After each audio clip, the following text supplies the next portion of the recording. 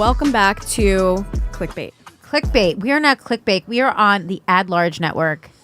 We are on the Ad-Large. Oh my, we're so proud. We are so proud. Thankfully, a production company saw us and they're like, you guys should be superstars. They recognize talent. Yeah, and talent sees where talent is. I don't actually, is that the saying?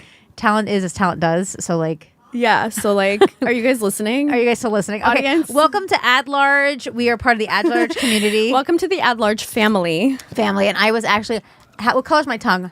It's normal. Okay, because I was sucking at a Jolly Rancher because I'm 8 years old, and I stopped because I'm like, no woman over the age of 20 should have a colored tongue. 20 is old for colorful tongues. Okay, Jeffrey Epstein. What do you mean 20 is old? 20 is not old. For a colorful tongue? Okay, for like right. a blue tongue. Not for Jeffrey Epstein, but No, actually, if you wanted to get in with him, you should have a Jolly Rancher on hand. Oh, that could actually make you look. That's actually a smart life hack. A spaghetti string for braces. You know, right. Like, and when you were little, you took spaghetti and you like put it in your teeth, and you're like, I have braces. I didn't, but Andrew, our producer, is smiling. Did you do that when you were little, Andrew? You did? Can we see your face? Can we see your teeth?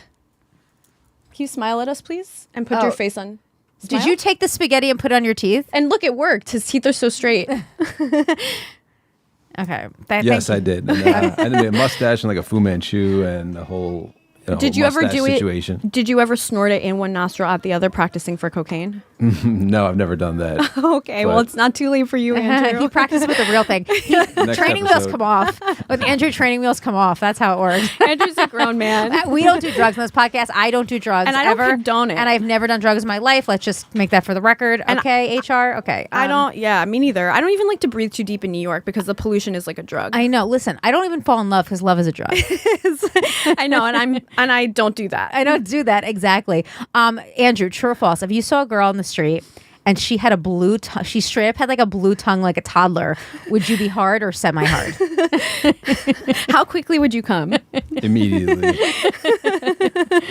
I don't even like to drink red wine too much because for some reason, and this doesn't happen to everyone, it just happens to me. I think I'm special. My entire tongue and mouth turns blue. From red wine? Yes. What the hell? That's Blue? like... What the hell? No, purple. You guys, it's not Can like you a look disease. that up? Oh, No, purple. look that up, Purple, Andrew. purple. It's the color of the wine. Blue is very different than purple. But Yeah. Can you look okay. that up if that's a condition? Okay, Picasso. I mean, purple's the color of the wine. Oh, you're right. That is a good... Yeah, okay, Picasso. That's good. Who's the guy with the big hair that did the painting? Bob Ross. Okay, Bob Ross. Yeah, okay, little tree goes okay, here. there's no mistakes. Only happy accidents. Why doesn't it happen to other people? Yeah, that is It weird. happens to me. Yeah. Does it? Oh, yeah. Is it because your face the wine? Yeah. We're gonna have to bleep this out for YouTube. Yeah. No, basically, you just like your teeth and get all stained and purple. You have purple lips. You look insane if you're do. drinking red you're wine supposed to- after a while. Yeah, it's supposed to be like an elegant thing, like a high class thing. And you look like an idiot. It's classy. Then you smile. So And you look like your gums are bleeding. Yeah. Yeah, it's white wine for me and shots. Okay. So what this podcast is about, this is the first time you've joined it, is that we go through the clips of the internet that are the most viral. And even if they're not the most viral to you, they're viral to us. So you're in our algorithm when you enter this podcast. Right. And you don't even have to spend all that time scrolling because it's so toxic for your mental health. Exactly. And it's also makes TikTok money. And I don't know how you guys feel about big corporations making money, but like if you don't have to do that. Yeah, don't give it to the man. No, this is like sharing a Netflix subscription. Yes. Like we'll do it for you. Exactly. We're kind of communist on this podcast. We're commies like that. We believe in taking from the rich and distributing it to just ourselves. I think that's actually, we are the Robin Hood of the internet. Right. So first we wanted to say welcome, and we also wanted to say you're welcome. You are welcome. Yeah. Welcome to our algorithm, our echo chamber. Welcome to our For You. And I'm glad I don't have like a blue or purple or red tongue. I've never seen anyone more careful about the way that they eat a Jolly Rancher. And also you're eating a red one, so that's not... You're right. What's your tongue going to be more pink? Yeah, no, that's actually a good point. It's like blue or green. It's just like so, like it's infantile. What if you're like in a professional meeting and like the person has like a red green tongue because he's sucking a lollipop? No deal. What if you meet someone's parents and you forgot that your tongue was green? Yeah, that's that so relationship's immature. over. I know. They're like, were you licking acid? Not that I've ever done acid. I've never done acid in my life. Okay, I actually haven't. That's actually not just me BSing. Well, as someone who's like seen acid being done by other people, it's not going to turn your tongue. Like you don't lick it like a Jolly Rancher. Okay, which is the drug that you like people lick with a lot? Molly. Why do you know that? So you should have known that right away. Because I read books. See, this is that was a test. No, okay, million little pieces, James Fry. No, it's because I read. Well, I think I talk to people. When you're on Molly, you have like kind of, what do you call it, oral fixation. So a lot of people that are on Molly, gotcha. they will just they have like the binkies, like they have pacifiers in their mouth at raves and stuff. Can we see you? Oh yes. Yeah, we like your face. Your dismembered voice. Hi. Okay, Yeah, Look so a lot how of people- handsome he is. Wow. I'm getting embarrassed, guys. Stop. Yeah, so like a lot You're of people right. You orally binkies. fixate. But yeah, Molly can, yeah, I don't know. Who Anything. decided that pacifiers are called binkies? What 2-year-olds made us all say It sounds this? British. That sounds like a British term, binky. Wait, Super Yeah. Nanny does say it a lot. I think it's like maybe just like a word a baby can say. Or something on a pacifier. Not Mommy, pass the pacifier. Not everything's about babies. I know. Yeah, That's what we're this not going to go podcast there. is We got in about. trouble once for that. so- We did. We stay God. getting in trouble The over baby internet's comments. So insane. So- Yeah, All right. guys, and by the way, guys, let us say whatever we want and never get mad at us.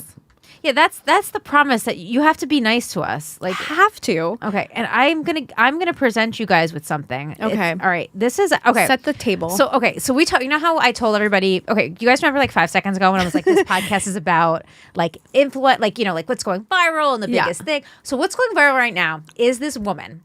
This very attractive woman. I personally stopped watching porn because I find the women so trashy. Not you, if Really? you're a sex worker, like I don't think you're trashy, but You think behaviorally no, or they're not visually? They're visual. They're either too like perfect, like they're made in a factory, or they're just they look like I can't. But this woman is actually, I think, like really classically beautiful. And she is going viral because she had sex with 1,000 guys in one day. Let's By look way, at the video. I'm such a fan of the classically Did you say beautiful one day? porn stars. Like the what's her name? Stoya, model-esque. I don't know these people. Wait, can we watch the clip first? Goth Charlotte. Can I recommend Goth Charlotte to people? Okay, go ahead. An adult content creator is facing backlash for filming herself sleeping with as many students as possible and posting it to OF. People are claiming Bonnie Blue's behaviour is predatory and that she's effectively taking advantage of teenagers. She's insisted to us that she films content with inexperienced students for both their benefit and hers, but we'll get back to that later. So who is Bonnie Blue? 25-year-old Bonnie is known for touring around universities in Freshers' Weeks and making content sleeping with students who queue down the street for hours. She says she had with 158 men in 2 weeks over Nottingham Freshers. A uni student, a group of friends, or you've just turned 18 years old. We want to have some fun. Bonnie's earned millions in a year, had loads of media attention, and recently appeared on GK Barry's Saving Grace podcast. But Grace has been criticised for not scrutinising her work more, because people are questioning how vulnerable these young men are, and if they're well informed enough to know what they're consenting to. You can read Bonnie's statement in full below, but she told us, any students or barely legal 18-year-olds I make content with have chosen to contact me, given consent and allowed me to film. No one is ever pressured or even contacted by myself. It's their decision and their bodies. Okay, so if you missed that, in summary, I guess that this viral video didn't really like explain, but she is setting the record for like 1,000, doing 1,000 guys in one night, and she tours. And Freshies, by the way, is an Australian term for freshman week. Right. They call it Freshies. Okay. So she's like during Freshies, she goes to different colleges, and she says gives a location, and the men show up, and they have to sign an agreement that they can be filmed on her OnlyFans. Okay. And then she has sex with like 1,000. Like her goal is to have sex with like 1,000 guys. First of all, that's aspirational, and second of all, what is the problem? People feel like it's predatory because they're 18, But and that's- other men find it absolutely repulsive. That Okay, fine. Is it predatory to have sex with someone that is an adult? If you put out a text blast and Yeah. you're like, you message all your WhatsApp groups and you're like, I'm on a mission. I'm filming content. I'm filming content. Here's the deal. It's going to be filmed. It's going to be behind a paywall. Post to my OnlyFans, and you get to have sex with me. That's what the deal is. And if you want to do it, great. It's not like people are like, no, I don't want to, and she's like, you must. Right.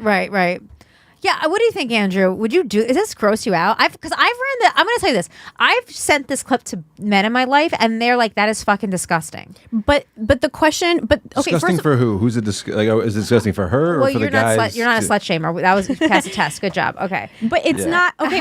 But you're talking to two different populations. Like there's the guys that you ask that are like, I wouldn't date a woman who does that. Then don't. And then there's the other question, which is unrelated to that, which is this wrong to do? Oh yeah, that's true. And I would say date who you want. And if you don't want a girl that's had sex with thousands of men, then don't do that. Yeah. But this is like her bread and butter. This pays the rent. And she's not, they queued for miles to be with her. Yeah. They don't seem coerced. No, right. I have never waited in a line for any amount of time for something I didn't want. Right, especially when it's going to last like 15 seconds.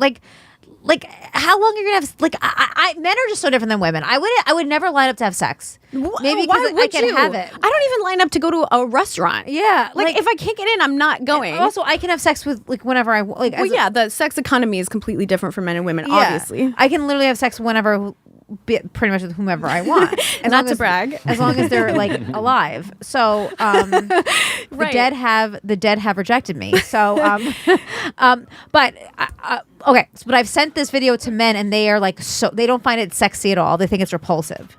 They don't have to find it sexy. The guys that don't find it sexy don't have sex with her. Right. That's also why is it the 18-year-olds are the ones lining up to have sex with a porn star and the ones going to the military? Well, like why are they yeah, exactly. Why are they the ones queuing for sex and also to go to war? Because the 18-year-olds, that's how they think. Because 18-year-olds, they have it in them. You're saying they're vibrant. They have the drive. Full of testosterone.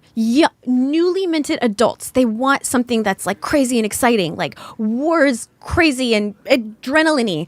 Having sex with this woman who totally knows what she's doing. And it's like, I can't imagine anything more consensual than this. Yeah. Okay. So you're right. It's not wrong. Is it disgusting? Like, are you like, does it make you go, oh, what a whore? I'm not a man, so I don't care. Yeah. If one wants to have time sex, I'm not like out here being like that. Yeah, go girl. That's a feminist thing. She's working. Like this is her job. Yeah. She's obviously it's worth her while because she's making all this money. This chick is talking about her who looks like a melted version of that porn star. So I would say she's really viral. I would say she's knocking it out of the park. So they think it's predatory because the guys are young and they don't know better. It's fresh because it's fresh. I don't know. Actually, the term freshies is so predatory. Why is it called freshies? Freshie is so predatory. Like, it just sounds like it's fresh raw meat. Yeah. Fresh meat. But is it okay? If they don't know, if you're going to say they don't know better than to consensually have sex with someone who said she wants to have sex with them, then they also are too young to do everything else. You can't have it both ways. And don't let them go to the military. Don't let them vote. Don't let them drink. But if they can do all those things, why? I think people are just making things to get upset about. Right. You should be celebrating her trying to break a record. Well, I will say this: she's an achiever. I will say this: if this was a man doing it with 18-year-old women, you would say, "Wow, he's gross." Yeah. It's kind of interesting how now there's a double there's standard with like. Yes, but okay, great point. But why is that? In my opinion, it's because if it's for a man, having sex is its own reward. Yeah. Right? So if you're like, I'm going to have sex with you and that's all you get out of it, a man would be incentivized to do it. But if it can compartmentalize, I think women might have an emotional attachment to sex more than men. But that's what I'm saying. For women, it tends to be more relationship-y. So if you're like, who wants to have sex? Women are going to hear who wants to be with me. Be in love with me, yeah. And men don't hear that. Right. If they were like, if there was a guy that's like, okay, for my OnlyFans, I'm going to go down to Freshies Week and I'm going to take 1,000 girls on a date. I would say that's predatory. A predator. I would say that's an apex predator. What if trying to find the weakest gazelle? Because they will fall in love with you. Of course they will fall in love with you. This is, by the way, remember am I gonna regret saying this? Remember the Aziz thing, which by the way, I don't think he did anything wrong, but remember like years ago, Aziz was canceled because he took this girl on a date and she like didn't have fun. Like, well, he was also kind of a jerk to her. You're allowed though. That's not against the law. I know, but he was a jerk. I'm not saying he should get canceled, but he was a jerk. I mean, from the he's a jerk. I mean, that's okay. Maybe not. Okay, I wasn't there. I read her account and whatever, but that wasn't. It was a bad date.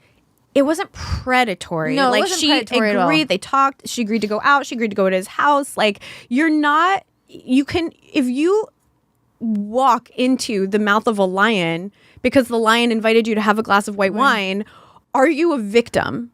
You're over 18. And the lion took you out to dinner and then was like, "Do you want to come back to my house?" And you said yes. Yeah, but you also and then when you were like, I don't want to have sex with you, the line was like, okay, let me call you an Uber and never talk to you again. That's not like, okay. I mean, that is a little mean. That's a jerky thing to do. But is it predatory? No, it's not predatory. It's a jerk. I mean, he's not a nice guy. I wouldn't be like, wow, that guy sounds great. I want my daughter to date him. Okay, well, I know, but the question, the bar is not, is he an amazing guy? The bar is it predatory? No, it's not predatory. It's not a me, and it's not a Me Too. So don't play the Me Too card, because that's disrespectful to people who are actually fucking Me Too'd. That was, and the guy shouldn't lose his job over a bad date, or have to start his comedy special giving a TED talk about consent or whatever he did. That was probably unnecessary. Yeah, he just sounded like an asshole. I'm like, okay, that's a guy I would not talk to again, because I'm like, yeah, he's a jerk. Okay, fine. That's it. But that's where it ends. It doesn't end. It's not predatory. It's a bad date. It was a bad date. It Literally, wasn't a Me Too. Anyway, let's move on. Everyone is so annoying. And so talking about dating and relationships, do you think you should settle? No. Okay, Bethany Frankel agrees. Bethany, let's hear it. Can we cue up the video? This is so critical in relationships that you say to yourself, is this good or great? And if you don't know yes, it's no. If you have something in your body questioning your relationship and it's like even very good, but it's not great, that's not good enough, because you're not going to settle. And when you have the courage to leave something that just isn't sitting right with you on some level, that's when you will open yourself up to finding the real thing that is great. And you will thank yourself. You will say, I am so proud of myself for having the courage. Yeah. Because when you jump, you fly. So you are not going to settle. You are going to say to yourself, I will have the courage to, we do it or we don't. We don't eat something average. We eat something amazing, or we don't eat at all. We don't go out and half-ass it. We don't work like at a 5. We do it or we don't. So that's how it's going to be with work, with life, with friendships, with food, with travel, with whatever, and with relationships. You go all the way or you don't go at all. You shoot for the stars. You will get it. Okay. Trust the Okay, we get it. I like that she had to restart her camera every time she had a new thing. And the stars are where you should be. I think she's trying to do that Gen Z thing where you're like, right. I know, but she's doing it with the millennial pause. Yeah, So yeah, exactly. She's By the like, way, the Gen Z shake or the millennial pause. You cannot do both. what's a Gen Z shake? The Gen Z shake is like, but the millennial pause is like, and the Gen Z shake is like, so hey guys. Bethany Frankel has had the best work done. She looks like she's 25 years old. Yeah, she looks great. Also, there's a filter on there. I don't know. I know, but she oh my gosh, she did something next level to her face. Yeah. Yeah. No, of course you shouldn't settle. Also, when you're in your 20s, you can settle. Your you 20s? have you have time to see if something's a settle.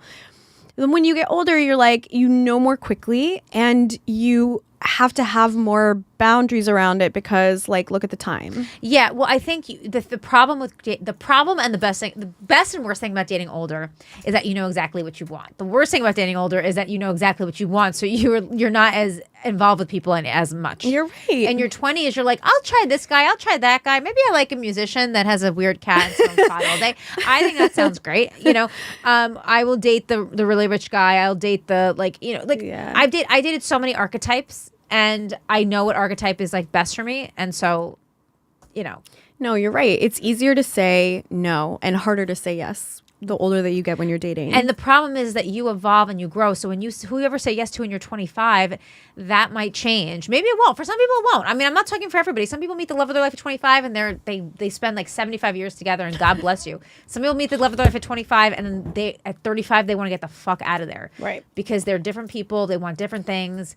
They didn't know themselves enough to know what would really be best. They're not baked yet. Yeah, but you know what? I think that how you get to great is to have self-esteem. Yeah. The whole reason people settle isn't because they are delusionally thinking that something not good is good. It's because they don't value themselves enough to maybe say no to something that is good, so that the thing that they is and by the way, good and great is ambiguous language. Yeah. Something can be, you can be equally attracted to two different people. Everything is kind of equal in terms of you guys have a good time, they're hot, you guys are, it treats you well. But then if there's some kind of misalignment, then it's not great. It could feel great and not be great. Right. You're saying it's not always perfect.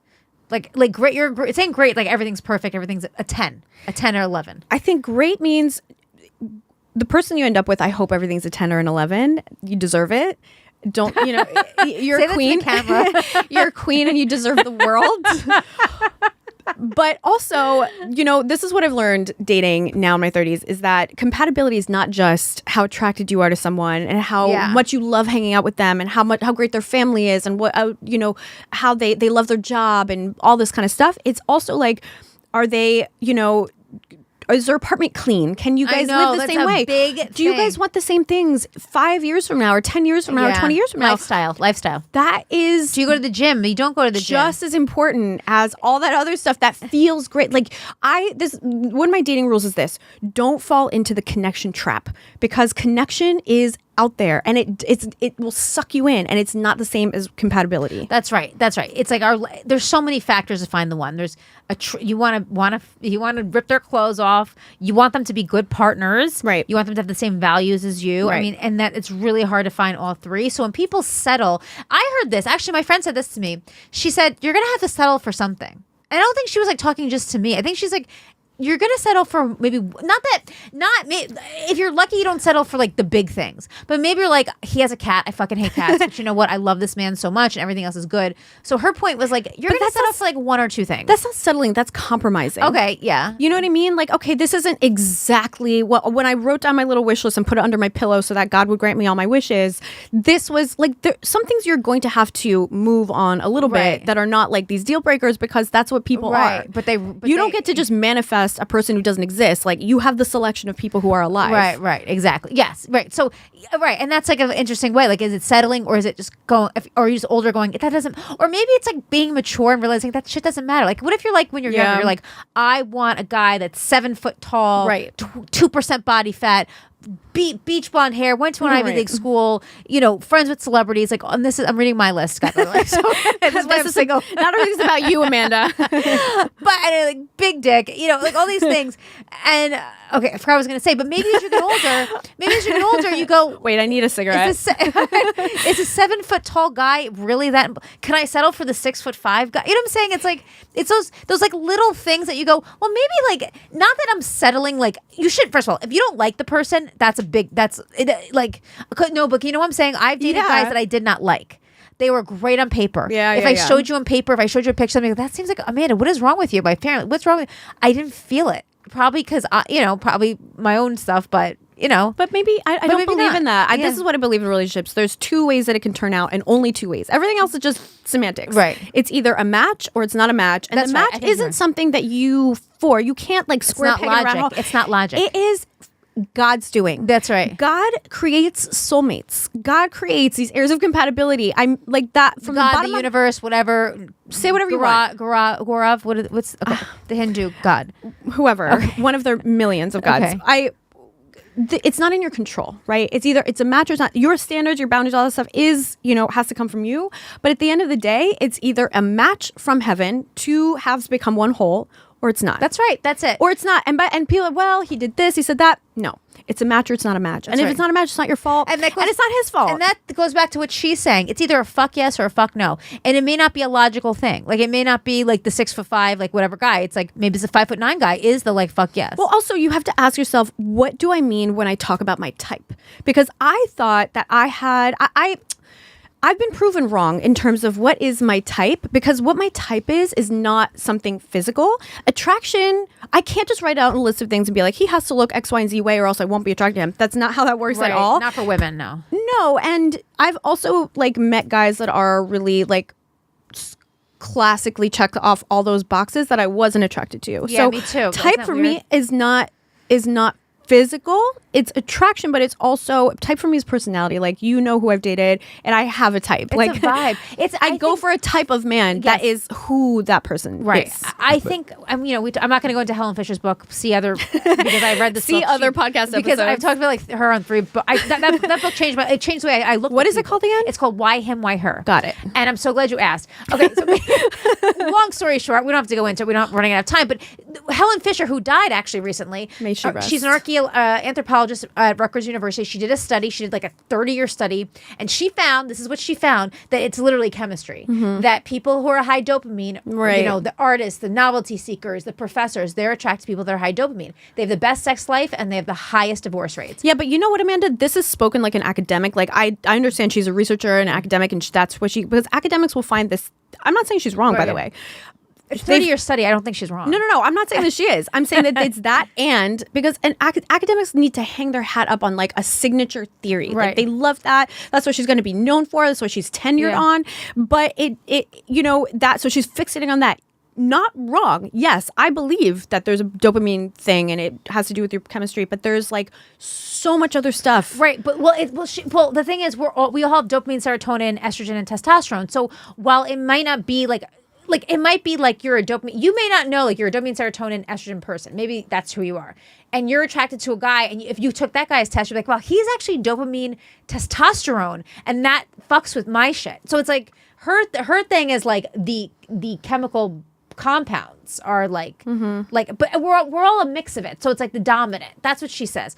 And she says that high serotonin people, like the lawyers, the doctors, like, you know, people that like structure, you know, they like people with high serotonin. They have the lowest divorce rates. And then last, high estrogen people, I don't think I've described a high estrogen person, it could be a man or a woman, is attracted to a high testosterone person. And that's what she says. But we all have different components. Yeah. But you're right. But she says, and you're right, there's probably more that goes into it. That's probably not the end of the day, like dotted line, that's it. But she found, based on her study, that people with those similar compositions, because we all have the four, it's just in varying degrees, you can, like we talked pheromones. What you're really smelling is like, it's literally chemistry. A million percent. But you're right. It may not be like this is it, like sign the dotted line. Yep. Yeah. I was going to ask you a question. Yeah. Just what's, wait. Be on camera. Yeah. Hi. I was going to say, could you just maybe explain to listeners how you differentiate between compromising and what does settling mean exactly? Like, do you think Settling means that something violates your boundaries and your standards, and compromising means that it does not. Right. is it like you're a perfectionist? Like, you want like this ideal person and it doesn't. But you know, not- ideal. But what is ideal? Like, what? Okay, Like so a for perfect example, person that's not attainable. I think it's or a like, feeling. It's a feeling. Settling means that you're not happy. I think settling means you're not happy. Like you feel like you could do better, kind of. Yeah, you're like not you're just happy. like, I could do If better. you're content and happy. But compromising goes, I really love this person, but I hate this one thing, which is actually probably more realistic, I would think. Yeah. It depends on what that thing is. Like, if you're like, I want someone that lives a healthy lifestyle, and this person whose personality I'm so attracted to and who looks really good, eats like crap, smokes, and never works out, is that compromising or settling? I think it might be settling, unless you suddenly realize, oh, it's not that important to me. He can do whatever he wants with his body. Yeah, I'm thinking it's more like I'm so happy. This is my person. Even though they've checked none of the boxes I ever said I wanted. Right. And settling would be like, this is not my person. I'm going to be with them anyway. Or like, yeah, I'm not going to do any better. I'm 30 years old, whatever. Like, You're a time's up. baby. You're a bit. Yeah, time's up. Like, like, so. Like, if you feel in the back of your mind you could do better, but you're just this is like the best you could do, and you're cashing out early or something. The great Jared Freed, I'm going to quote him because it's not my quote. It's not nice to quote of people. He says on his podcast that in every relationship, you have to be willing to come to the negotiation table. You're never going to see eye to eye on everything, but whoever stops wanting to come to the negotiation table, that means that they're settling, because they're like, I don't love you enough to like sit here and try to like work out our issues, you know? Yeah. And I think if you know ahead of time before you start dating what your deal breakers are, and you don't have to know the other things, like you're going to meet who you're going to meet, and they're going to be how they're going to be. That's right. But if you're like, just this couple of things, or however many, if you want to be like real particular. No. Andrew, will you please mute the thing? But if you're like, okay, I want someone who has these same values as me, these same goals as me, and, you know, the deal breaker would be if he behaves X, Y, and Z way. Right. And if then you're not going to settle. Right. If you're putting guardrails around it. Right. So you're right about that.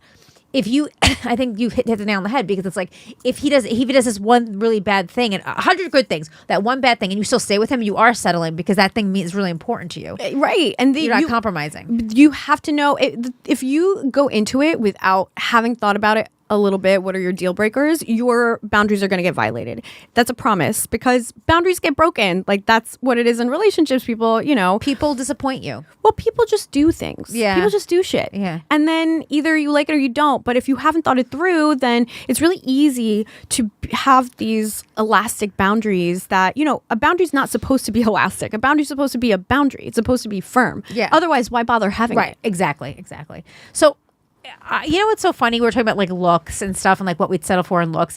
I want to like present to you who is considered the most beautiful woman in the world at one point. Can you play clip number 3? This would be the most beautiful woman of all. 13 men decided not to remain in this world after being rejected by her. The Iranian Zara Khanom Taj es Sultaneh, better known as Princess Qajar, was the daughter of Nasser al-Din Shah Qajar, king of Persia, and became famous as a feminist and intellectual. Zara was a symbol of beauty in Iran as, at that time, women with more robust figures and mustaches were considered icons of vanity and perfection. In the 19th century, Zara had as many as 145 high-born suitors knocking at her door, and 13 of them left this world of their own accord after being rejected. Zara's mother had several children, including 2 daughters and 2 sons. At first glance, Zara's photo may cause some surprise, as she was an icon of Iranian beauty. But it's important to remember that Iran had a different culture, especially back then, where this type of beauty standard was the established ideal.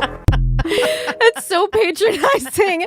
Iran had a different beauty standard. You wouldn't understand it because it's ugly, but Are you hard? How hard are you, Andrew? You're semi-hard? You have a semi, don't you? Yeah, that beard did it for me. I feel like he's glossing over the fact that she was like the richest, most powerful person in the country. Maybe that's why hundreds of people were queuing for her. These peasants found her super hot. Like, maybe the porn star having consensual sex with 18-year-olds is not predatory. Maybe having a mustache and demanding that people line up to date you. And 13 people themselves. 13 men themselves for her beauty. Wow. That's insane. But they wanted to not go back to the streets of Iran and like steal. And I'm talking about. I'm saying every culture back then. All right, had peasants in the streets. You idiots, shut up. This is how much it must have sucked back then to just live a peasant life. It was as bad as what that mustache looks like. Do you know what I mean? Like, they're like, I would any day of the week. Give me that. Any minute of any day, I would mustache on her mustache. Well, there was a time when being a robust woman was considered gorgeous back then. Like, it was considered like... What do you mean by robust? Like, a full-figured woman was considered beautiful. I know, but full-figured women can still be considered beautiful today. There's a mustache component that we're skipping over. It means that you're young because you still were growing because they needed men and women. They needed men and women. Amanda, facial hair on women is a sign of either fucked up hormones, disorder like PCOS, or just getting older. Because you naturally grow. I don't want to break the fourth wall. If someone's like, "Oh, women are all iconic beauties forever," but you start growing facial hair, not like beards, but like you'll get like a hair as you get older. Yeah, because let me see. In like your mid to late life, I'm going to ask ChatGPT. Was facial hair ever, and then we can end this. On women, was facial hair ever considered beautiful? You have to say on women, so it knows. On women. Okay, let's see what this person. Yes, facial hair on women has been considered beautiful. Sacred bearded women in religion, mystical. Okay, this is circus and freak show era. During the Victorian era, bearded ladies became popular attractions in circus and freak shows. While the context is often exploitative, some women like Julia Pastrana and Annie Jones gained fame and admiration for their unique appearance. Their facial hair was framed as extraordinary and fascinating. So no, the answer is no. It was never hot. Yeah, while mainstream it was always beauty standards freakish. often exclude female facial hair, these examples highlight how it's been appreciated and celebrated in certain contexts. Why is ChatGPT so fucking boring? Why is ChatGPT a progressive liberal? Not everyone has to be beautiful. You can be not hot. It's okay. I know. You are not less valuable. But they're talking about like the beauty standards. I know, So but it was never the beauty standard. If it were the beauty standard, it wouldn't be a freak show attraction. Right, People would just be like, "Oh, that's hot," and move it right along. Right. Yeah, I don't know. Well, we're going to move right along and end this episode because it's been 30 minutes. So are you ready to end it? Yeah, I'm ready to end it. You guys are the best. Thank you for listening to us. Please check out our social media because we also do professional stand-up comedy and we would love to have you there. Yeah, we're professionals. Yeah, and we will update our link trees. Yeah, I will. I don't care. Okay, I love you guys. Check us out. Clickbait at large.